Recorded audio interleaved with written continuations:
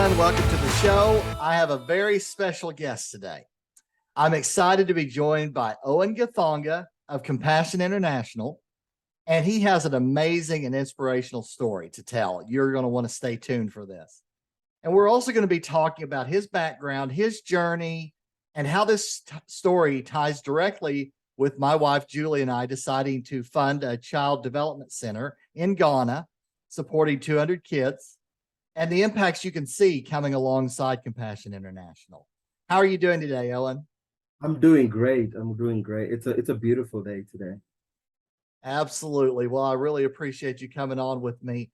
For those who aren't familiar, with your story, can you please explain your background growing up as a child in the outskirts of Nairobi, Kenya, and some of the difficulties that you faced? Yeah, so I was born and raised in Nairobi, Kenya, in a family of three boys. I was a baby in the family, and my mom was a sole breadwinner, and she would make about $5 to $10 a month. I mean, $5 to $10 a month is way below the poverty line, and if there's a word that describes my childhood, it's survival.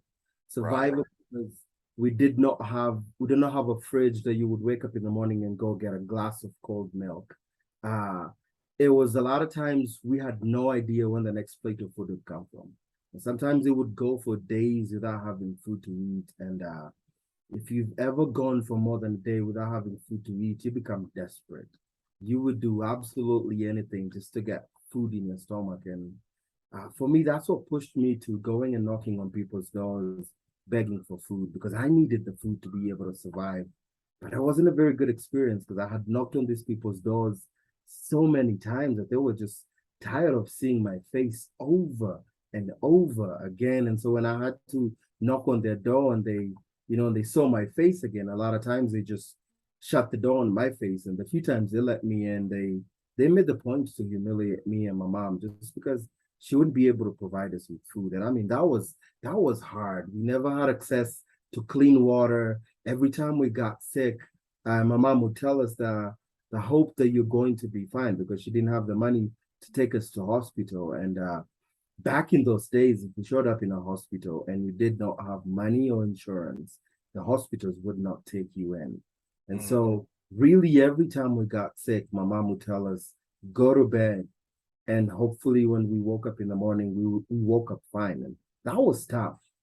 It was tough because she told me this story that when I was about 1 year old, I came down with measles, and there was a huge measles outbreak in Kenya that ended up taking the lives of so many kids. And I happened to be one of those kids who had measles. And when my mom was holding me because she couldn't take me to a hospital, she told me that when she looked at me that night, she didn't think I would make it through the end of the night. But, by the grace of God, I survived just like so many other times in my life. But for me, I would say the absolute worst thing about poverty is the hopelessness that comes from poverty. Is the people who used to look at me straight in the eyes and tell me that I am worth less and I will never amount to anything. And really being stuck in a situation that you have no hope. There is no light at the end of a tunnel. And they tell you this is your life. And really the problem with generational cycles of poverty is it is so hard to break out of them. And I happen to be one of those children that was stuck in a generational cycle of poverty. Wow. I think most people here in America can't relate, can't even imagine that. And in 2019, my wife, Julie, and I were honored to participate in a vision trip to Ecuador. And we met a child and her mother that we had known through our Compassion International sponsorship for 11 years at that point. And we were struck by the difficulties that we saw on the ground. But we were also really inspired by the great things taking place through child sponsorships. And we wanted to be able to do something more. How did Compassion International help you through those difficult times? Yeah, and so the way compassion works is there has to be a local church for there to be a compassion program. So compassion only works through the local church. But for me, when I was introduced to compassion, I was about 8 years old, and my mom heard about this church that was helping people, and we went there. And Compassion obviously they have to make sure that the kids who want to be sponsored, who want the help, really do need the help. And so Compassion does background checks and home visits to make sure that this kids' problems they are genuine. And so they visited my home, and it didn't take very much convincing that we needed the help. And so I got registered and sponsored through Compassion. And it's going through these churches. I met this staff hired by Compassion, and it's the love and care and warmth that they had towards me that was so beautiful. I in my life growing up as a kid, I did not elicit those kind of emotions where people want to hug you, love on you, pour into your life. But this is exactly what I got at the Compassion Center. And for me, one of the most unique things was getting to hear about Jesus, because this was one of my first encounters with Jesus. I had no idea who Christ was until I started going to the church. But it's in the way these people loved on me that it made me want to have what they have. And so on one of the days that I went to the Compassion Center, I accepted Christ as my Lord and Savior. And I mean, I can attribute a lot of, it feels like Compassion started a revolution in my heart when they gave me Jesus in my heart, because that was the beginning of my way out of poverty. And Compassion was so good in terms of making sure they provided me with food and clean water, and every time, making sure that they're taking care of my medical needs every time I got sick. And they took me to school, and I was the first person in my whole family to go on and graduate high school. So I had this dream as a child to become an accountant. But with poverty, one of the first things that I lost, other than hope, was my dreams. And so growing up knowing that, you can't waste your time dreaming, because none of your dreams will ever come true. That was really hard. But to be able to join a Compassion Center, and for me to be inspired, but not only for that, but for them to actually take me to a school, and for me to go on, graduate high school and finish college and graduate with my bachelor's degree in accounting. That was a dream come true for me. And I got a scholarship to go to North Dakota State, and I did my master's degree, sat for my CPA license, and I'm a CPA in America. But I'm an accountant. See, the one thing that I have always wanted to become is my reality today. And because Compassion came into my life, and I got to have this sponsor who chose me and got to write me letters and loved on me. And it's the relationship for me growing out of poverty that was really important. Compassion did pour into my life, and today I represent what they do. I have been released from poverty, but in Jesus' name as well. Right. Absolutely. And you were telling me, we were talking offline. You said, Compassion asks each child to create a book called My Plan for Tomorrow. And it's with the help of a teacher. And you mentioned that you were hesitant about writing down your plan of being an accountant. Can you tell us about that? Yeah, because so every time people would ask me growing up, what I wanted to become, I would gladly and with a smile on my face tell them that I wanted to become an accountant. Right. But it's the responses that I got back from the same people that really they just crushed my hopes and dreams, because it was the resounding response that I got from people is, don't waste your time dreaming, because none of your dreams will ever come true. And so when I joined Compassion, and one of the first things they did is they gave me this book called My Plan for Tomorrow. And I think Compassion did that intentionally, because they knew that in poverty, one of the first things you lose is your dreams. They give you a chance to start to dream again. And so one of the first times they gave me that book, and what they said is to write whatever we wanted to become. And I wrote accounting, but I kept erasing it. And one of the teachers looked at me and realized that I was struggling, to be able to write whatever I wanted to become. And they came over and talked to me. And one of the things they said is, I know this is hard for you, because over and over again, people have told you that you will never be able to achieve your dreams. But that teacher told me, just have hope, write it down, and then we'll pray about it. And so for the first time, I wrote it confidently that I wanted to become an accountant. And there was just something different about that, because now, and every year that passed on, we had to keep updating the same dream.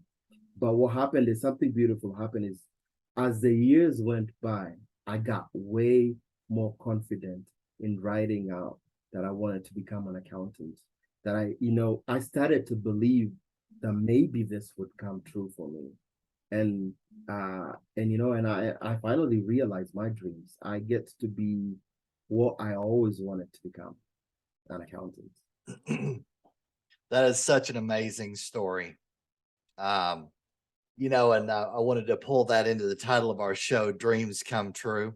And I just love what happened with you and with Compassion coming together, and how that all happened, and you becoming an accountant and getting not only a bachelor's, but also a master of accountancy, and you're a CPA.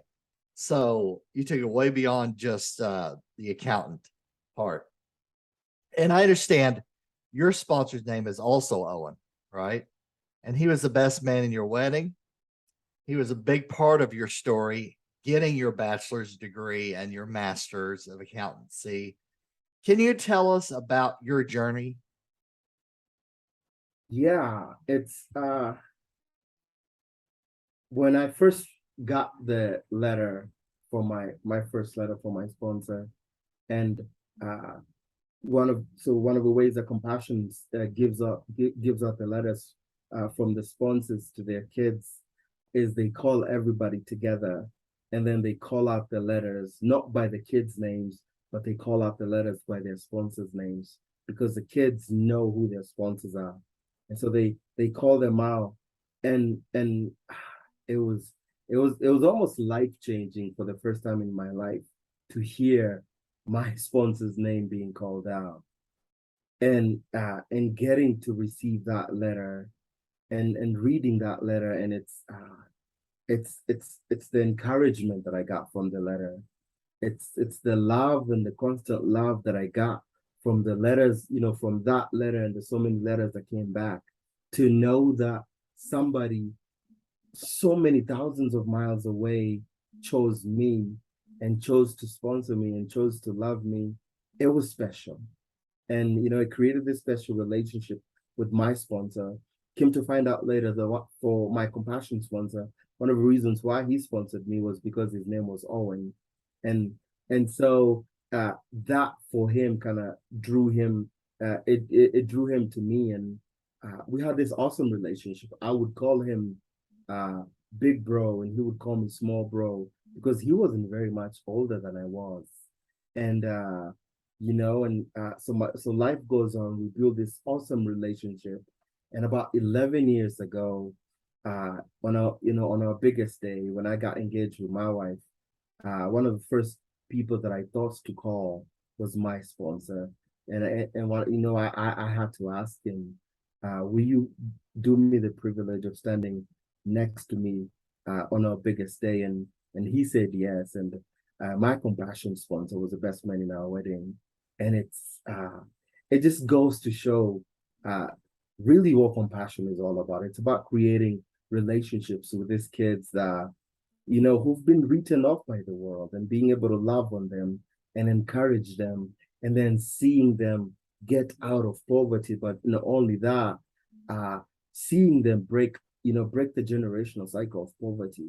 Because the reality for me today is, I have broken the cycle of poverty from my life, my family's life. See, poverty stops with me because compassion took me and released me from poverty. But because they did that, I've been able to go back and take my whole family out of poverty. And so it's not just one child that got released from poverty, it's a whole family that got released from poverty. But also, one of the most beautiful things is because I got the hope of Jesus in my life. I got to take Jesus to my whole family, and I got to share the hope of Jesus with my family as well. Absolutely. And my wife and I have sponsored children, and it's amazing the ways that we've been blessed by getting to know that child and what's happening and updates and what are you going to do next and all of that. I would encourage you guys out there, look into it. Really, look into a sponsorship. See, but you're going to be blessed by it in ways you can't even imagine. But being able to see a child and how they develop and corresponding back and forth and learning about the country. What do you do for your holiday celebrations and different things? It's amazing how much you get out of it as a sponsor. It's unreal. So, and now I understand you sponsor kids through Compassion International, and it's you're helping them overcome difficult circumstances. It's really amazing. It's like things have come full circle, haven't they? Yeah, and it's so yeah. So me and my wife, we have three kids of our own. We have three boys, and we sponsor three kids through Compassion. And for me, one of the reasons why we do sponsor kids through Compassion is because I believe in the ministry and the programs they have in place for these kids. Because for me, accounting is working out for me right now. But if accounting didn't work out for me, through my time in Compassion, I had been equipped with enough skills to be able to take one of them and get myself out of poverty. And so, for me, they taught me how to make cakes and pastries, and I would have started my own bakery shop and found my way out of poverty. But they also taught me how to make shoes, leather shoes from scratch. But there was so many skills that Compassion, whether it's welding, carpentry, woodwork, every child that gets to go through the Compassion program gets the opportunity to learn 3 or 4 different skills that they can in turn use those and turn them into income generating activities. And so for me sponsoring these kids, it's beautiful because I know what it means for those kids, because I was one of those kids. And Right. so it changed my life. And so for me to get the opportunity to change someone's life, someone who is not in a position to repay you back right now, it's absolutely beautiful, because not only are you just impacting that one child, but you're impacting his or her family, you're impacting his or her communities. So because what you're doing is you're taking all these kids that come with so much hopelessness, you're loving on them, you're putting light in their lives, but you also create an impact, an influence to the community, because all these kids, when you give them hope and you're able to take them out of poverty, these kids then, like for me, I can tell you, to whom much is given, much is expected. And so for me, because so much has been poured in my life, it becomes so much easier to pour into other people's lives. And so sponsoring the three kids through Compassion has been awesome. We've been able to at least go see 2 of them. And so God kind of really brought my whole story full circle, because I started working for Compassion as an accountant. And it's been a dream come true. I never thought that my life would be where it is right now. And so when I started working for Compassion, one of the questions I always had was, Compassion changed my life, and we love the ministry, and so we sponsor these kids through Compassion. And so the question I always asked is, I really do hope that the outside Compassion looks so good, and I always, one of my things is I really do hope that when I look at their numbers, that the inside looks as good as the outside looks. And so I am the manager of accounting, and so I get to I get to look at their books. I get to look at their books on a monthly, on an annual basis. But for me, now working for Compassion for uh, about a year and a half, I can tell you this. I love Compassion even more because of their financial integrity. You know, they say what they do and their numbers actually reflect it. And this is a CPA speaking. And so it's really cool to be able to work for a ministry that is in the business of just rewriting histories in kids' lives, you know, breaking generational barriers and boundaries. And it's impacting lives, and it's impacting families and nations, you know, to the ends of the world.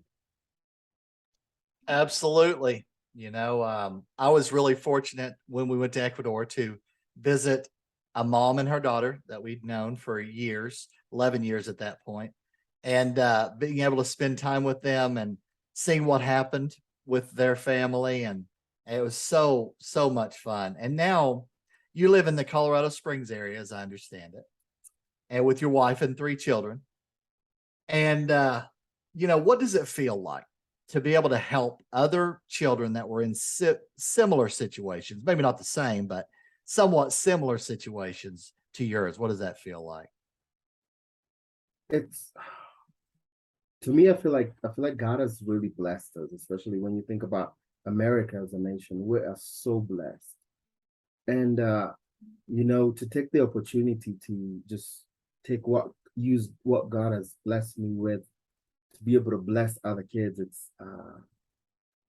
it's the best feeling ever. I can tell you, it's the best money that I ever spend because I know, you know, compassion is pouring into the lives of these kids. They are, you know, they're in the business of taking these kids and transforming their lives and sending them out there to do even more good. And so it's sponsoring kids through compassion. It's one of for me, it's the best thing that I ever get to do, to be able to take the resources that God has blessed me with, but to also bless people who I know are not in a position to pay me back, but people who I know will it comes naturally. You know, we talk about pay it forward. Like for me, when compassion helped me, it's so natural to me to pay it forward. And so it's you pouring into the life of this kid. It's you pouring into the lives of this, you know, of so many kids, but also knowing that will continue because those kids will in turn pour into the lives of so many people. And so what happens is you end up having a ripple effect that started with one child, that Mhm. started with one church, and then it spreads all over the city, it spreads all over the country.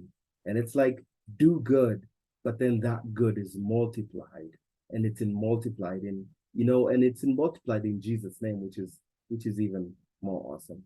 Absolutely. Love it. And this last question I ask all of my guests: what would you say as a final word of advice for our friends who are out there listening or watching today?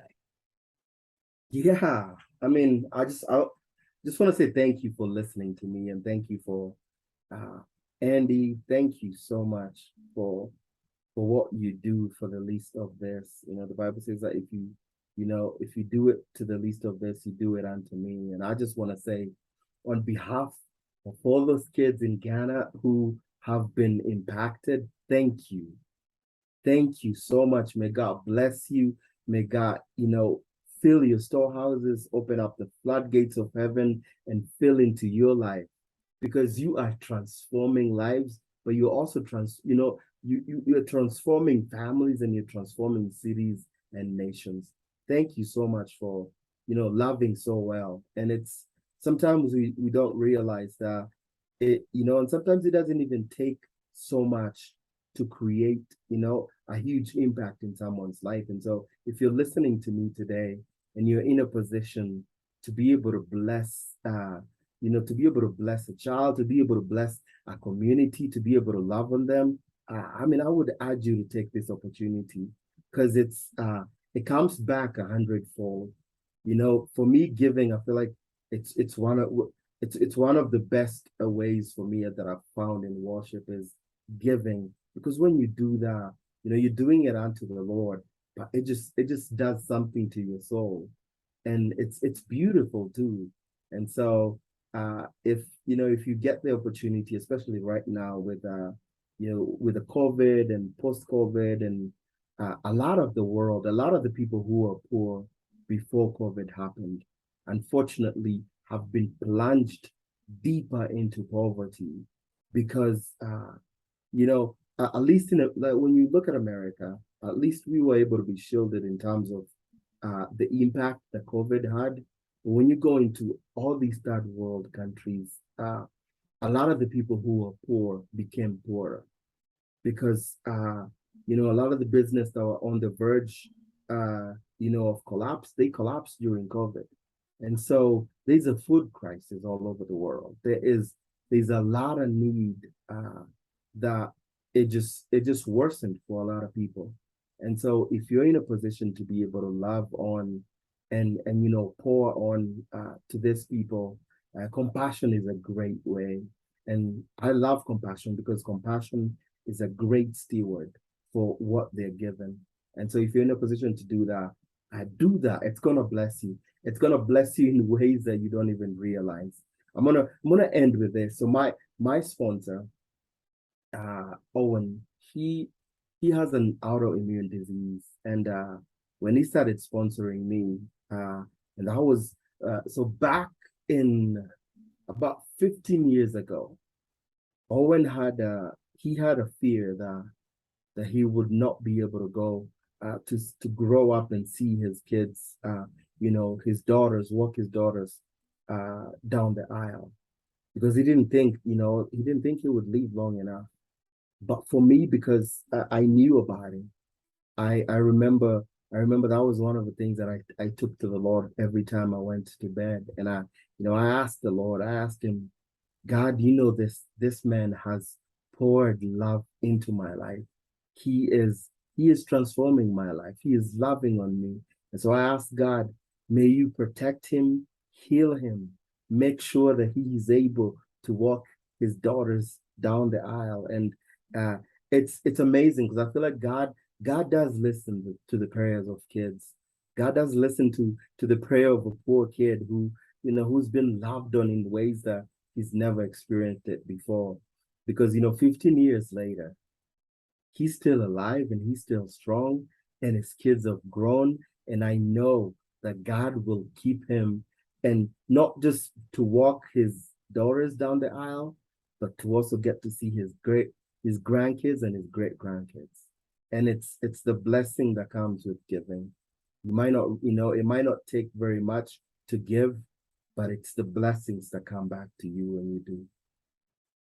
Absolutely. I just feel like I'm just a steward of God's money. So it's really not anything, people should thank me for. It's just stewarding things that have been given to me. So I know that there's a lot of executives that are out there that can make a difference. In the post, there's a link to click, and you can help where the need is greatest. And you can sponsor a child and get back and forth letters and pictures and get to know that child and be an encouragement. And so I'm going to encourage everybody out there to do that. And thank you, Owen, for what you're doing. I've seen your videos. I've read about you. What you're doing is spreading joy, spreading love. So thank you for what you're doing. And thank you for coming on the show today. Thank you. Thank you so much, Andy. And that's going to do it for this edition. Thank you, everyone, for watching or listening. We'll see you again soon. Take care.